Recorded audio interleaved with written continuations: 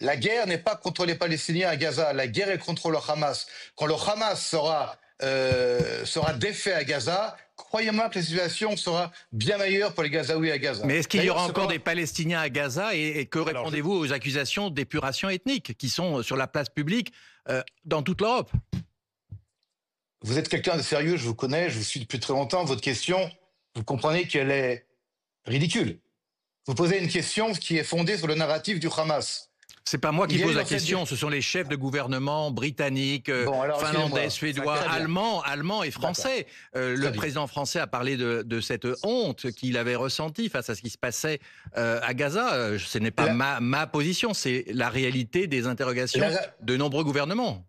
La réalité est que cette guerre est une guerre très compliquée. En secteur urbain, avec un Hamas qui a aujourd'hui entre 20 et 30 000 hommes toujours, qui s'est renforcé, qui s'est reformé, pardon, qui s'est réorganisé grâce à la vente de l'aide humanitaire, qui reste une menace pour Israël. S'il le peut, demain, il recommencera un 7 octobre 2023.